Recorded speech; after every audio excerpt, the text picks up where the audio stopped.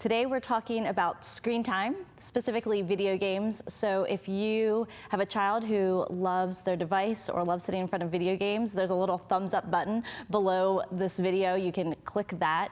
Today my guest is Patrick Corkum, my husband, but also video game enthusiast. And so this is a really hot topic in parenting. So welcome back to Back Talk.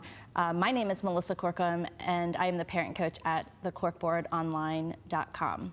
So I wanted to bring you on today because you have a slightly different view of video games than I would say the majority of the public. So tell me a little bit about your history with video games and how you came to love them so much. We were just talking about this yesterday. I remember when I was young, buying my first video game. It was Kung Fu for the Nintendo. My brother and I got $20 together and were able to go and get that game. But we love video games. First video game system I ever had was a Nintendo, but I became addicted right away to video games. I love them.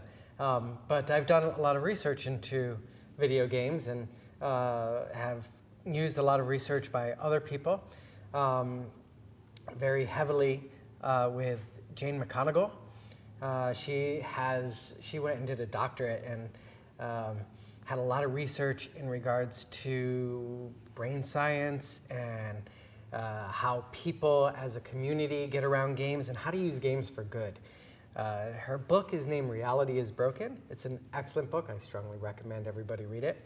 But I believe that video games can actually help people and can have a positive impact in life, and that we don't necessarily need to limit screen time as much as a lot of parents think we do, because there's a lot of good that can come from it. And it's not just people going and playing by themselves. There's a lot of community aspect to it, so people are getting a lot of interaction with other people, and they're getting a lot of positive learning from it, learning how to problem solve and all kinds of different things.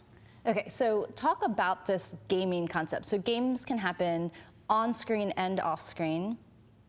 And so Jane, in her TED Talk and in her book, talked a lot about why gaming theory was so important to our society, to how brains develop. So talk a little bit about just gaming theory in general, and then we'll jump into the screen time part. Sure, so games have been around for as long as humanity has been around. People have gotten around games for all kinds of purposes, for enjoyment, for solving problems, all kinds of things revolve around games, and we love games. It's people just seek them out and love the challenge, love the ability to compete, love the ability to collaborate, to beat other people or whatever. But games have been around a long time, and there are a lot of different types of fun that we actually have with games. It's not just like I go and have fun, but there's different kinds of fun. For instance, right, we have the fun of victory, right? It's that universal thing where you fist pump and yay, and everybody knows it. The hands above the head. We see it when we go play sports. We see it when we watch sports. We do it when we play games and we win, right? We've conquered, we've achieved. But there's also other types of fun, such as the type of fun that you have just by doing hard work, right? So I'm playing a game now, and it's called, I'm not going to say what it's called, but there is a lot of what we call grinding in the game. It's just going through and doing repetitive tasks over and over and over again, right? And it seems like it's boring. Like when we empty and fill the dishwasher every single day, it's a grinding task that we do over and over again. But it's not, we're not lazy by playing video games. We actually do a lot of work. I mean, it's called grinding for a reason. But we go and we do it. And we love that hard work. And we get enjoyment out of it. And then there's another type of fun that we get out of it, which is the enjoyment that we get from teaching other people and watching other people. We know this as parents when we teach our kids something and they get crazy excited about conquering something. We're like, yes, our kids just solved this. Our kids just beat this, and they're better than me now. And There's that kind of fun as well. So there are different types of fun that we get out of this, and they come into they come into play at different times. Yeah, okay, so you said something that I know is going to make people pause, that video games aren't lazy. No. And they're so not. we have a son who spends a ridiculous amount of hours in front of a screen, often playing video games. And my first instinct, and based on all the mommy blogs out there and things, are to say, this kid spends entirely too much time in front of the screen. And I tend to want to have him pull back. I want to make rules about how much you have to exercise versus how much screen time you have, and how many hours you can actually sit in front of this game. And I often perceive it as lazy. I mean, he never leaves his computer seat. So talk more about that, about this concept that video games, and we're not talking just any screen time. So, watching a entertainment YouTube video is a different type of screen time than the kind of gaming that you're particularly talking about. So talk more about this idea that video gaming isn't necessarily lazy. So it's not necessarily lazy because it's not. Video games are work. So it's not work that you and I think of. We get up in the morning, we go to work, and we labor away to create a product, right? In video games, we are creating something that is virtual. We in some way trick our minds to believe that we're actually doing something, we're actually accomplishing something. And this is the thing with video games, is we create this world because the real world hasn't done it for us, right? It doesn't meet what we want it to meet. So we want to be great heroes, we want to save the princess, we want to do all those kinds of great things, but the real world isn't giving that to us. So people are going out and finding that elsewhere, and they are willing to do work, whether it be just clicking a button, but it's time consuming, right? Or whether it's just waiting on something. I mean, Farmville, if you look at that game, that was a hugely popular game, made millions of dollars. And all it was clicking on tiles over and over and over again to grow virtual plants. I mean, really, does that sound exciting? But everybody played that game. A lot. I mean, World of Warcraft. I think World of Warcraft was making something like $50 million a day. And all it is, for so many of these things, you go and you talk to somebody and they're like, oh, we need you to go and find the lost, I don't know, shards of steel, I don't know, whatever. But you go out and then you have to go and find it. And you've got to go over here and then you've got to go over there, and it takes 5 minutes to walk there. And we do these things because we're made to do work. We love to do work. We love to do work that we choose to do. That's important because we have to choose to play the game. We have to choose to do our work, and that's an important aspect to it. And you choose to do this, and you're willing to do crazy things that people are like, why in the world would you spend 3 hours clicking your mouse on the same square over and over and over again? It's not lazy. It's actual things that we are doing that are work. And it's the fact that we choose to do it and that we want to do it. Just like in real life, if we choose to do something and we want to do it, we're going to go do it. That's not lazy. I spent 5 hours cutting down trees with a handsaw. Why? Because I chose to do it. I enjoyed it.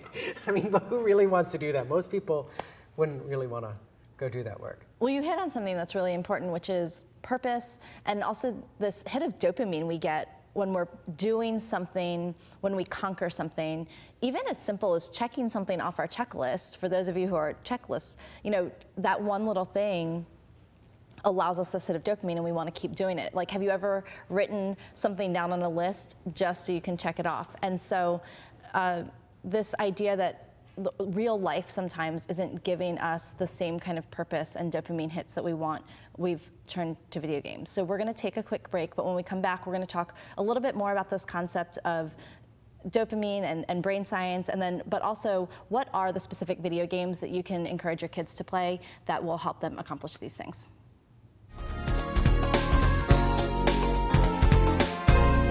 Add us on social media to watch bloopers, behind the scenes footage, previews, and more.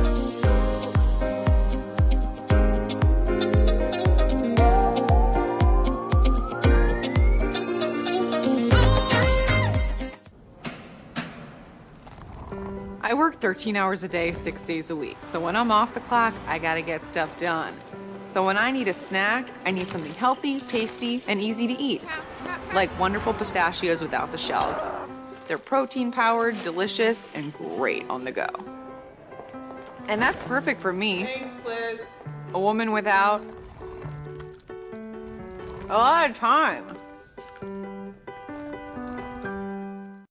Whether you're a gourmet cook or just want to eat like one, visit Rostelli Market Fresh, your home for the freshest, locally sourced ingredients to please everyone who loves great food. Our organic meats, quality seafood, and free-range poultry are cut fresh to order. Chefs create culinary-inspired prep foods made fresh every day, which pair nicely with our vast selection of fine wines and spirits. Choose from handmade pastas, artisan cheeses, organic produce, and grocery items, all from the finest purveyors. Rostelli Market Fresh, from our family to yours. RVN TV is a platform for people of any industry to share their story. Over 285,000 viewers are tuning in to RVN TV shows monthly. We guarantee a great experience that you'll be sharing with everyone you know while increasing your personal and company's brand awareness. But what is your brand? According to Forbes, it's a combination of your logo, your product, your design. All right, so talk to me about the brain science of video games and the positive impacts that they can have on the brain. So I went to a game developers conference a long time ago, 16 years ago. It was a long time ago. It was 16 years ago. And my favorite session was given by somebody who wasn't even involved in games. She was a dolphin trainer. And she talked about how video games use the same concepts as dolphin trainers do to train dolphins. And basically, video games are training us by using positive reinforcement over negative reinforcement, which we should also use with our children, by the way. It is more positive reinforcement than the negative reinforcement. But what happens in video games, and if anybody has ever played Super Mario Brothers or Legend of Zelda or any of those kinds of games, or I don't know, and you hear a lot of bling, bling, you get something and you hear bling, bling. Every time you hear that bling or that ka-ching or something positive like that, that is a reward that triggers in our brain.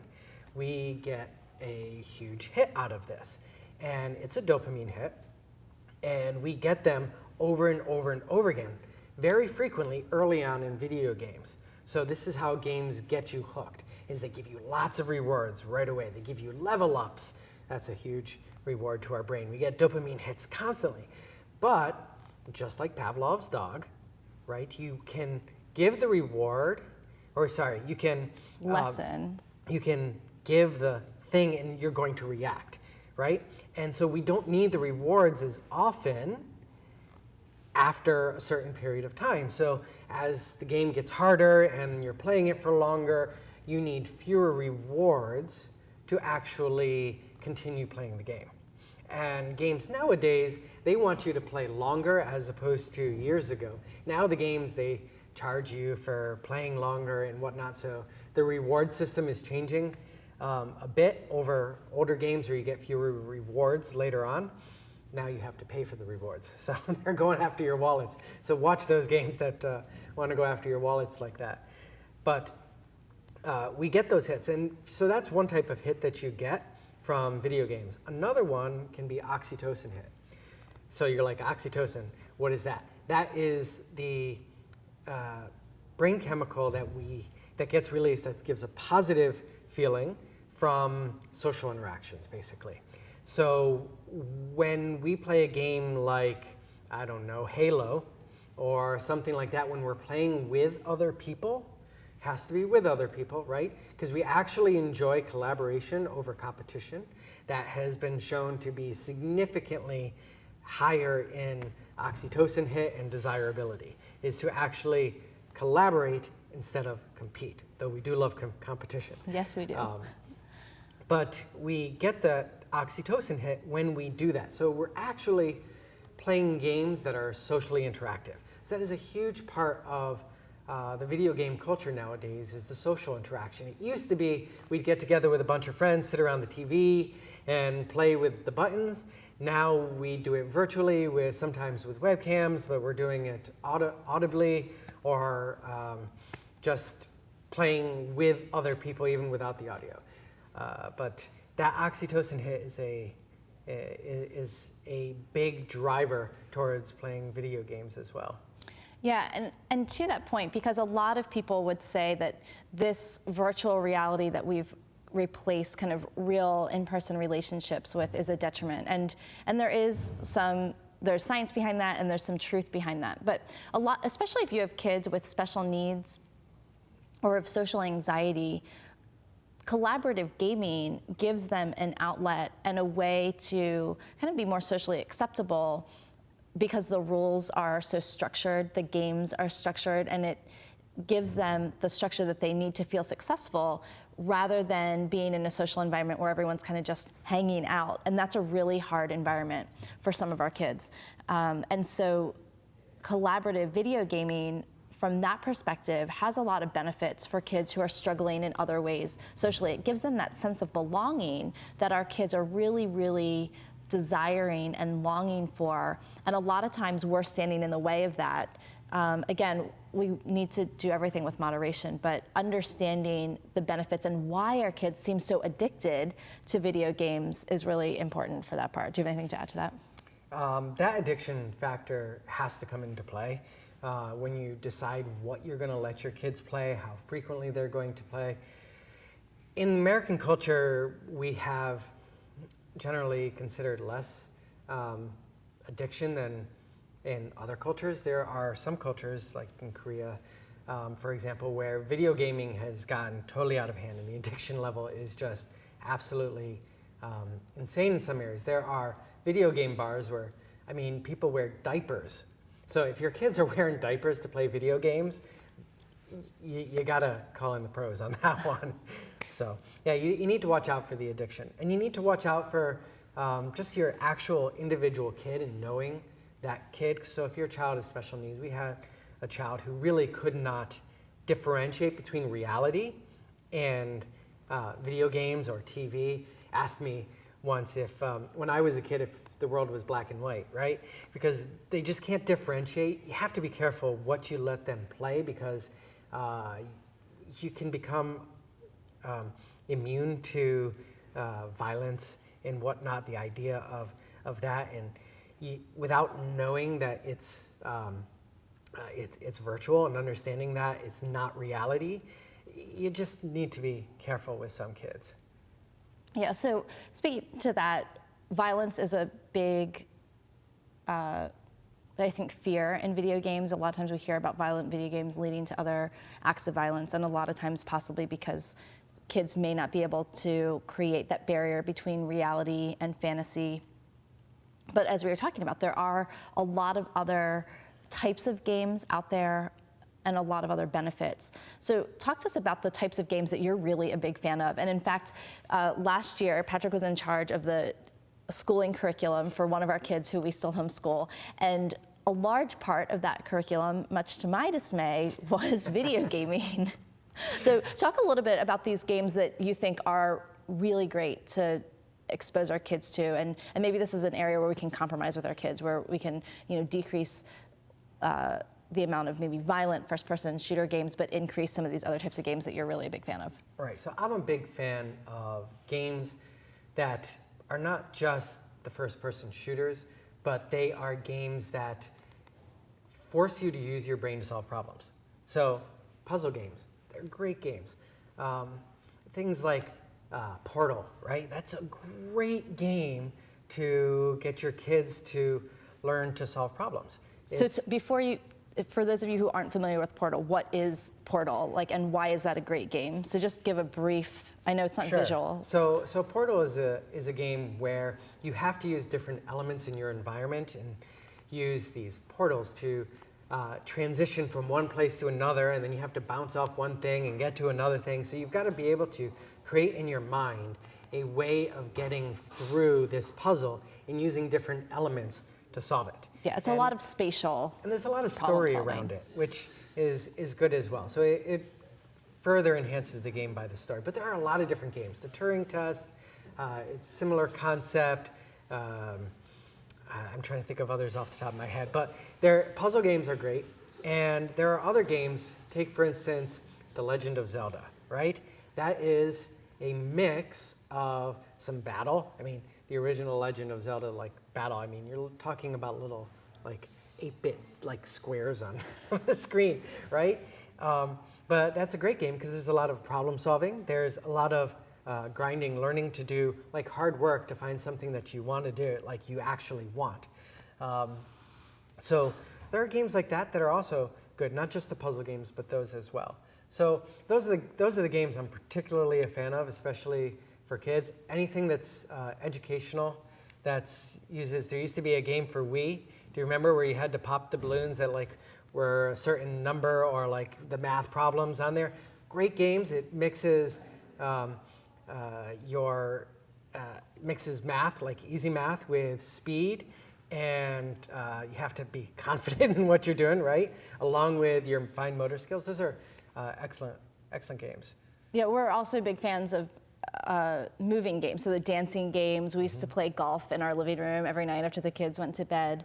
So for families who aren't ready to kind of jump into the video gaming arena, even after kind of knowing some of the benefits, but want some of the benefits of gaming, what are some of those things that we can do with our kids that give them that sense of purpose and maybe gamify some other parts of their lives so they're getting that dopamine hit without having screens in front of us? Right. So Jane McGonigal, she was the one who wrote that book that I was mentioning, Reality is Broken, had some great ideas. She has a game called, what is it? Super Better. Super Better, not Super Bad. Super Better. Super Bad's the movie. Super Better, which she used to help her get over some depression she was having from a concussion that she got from hitting her head on a cabinet door, I think it was, which really messed her up for a while. And she couldn't read, she couldn't watch TV, she couldn't think for any period of time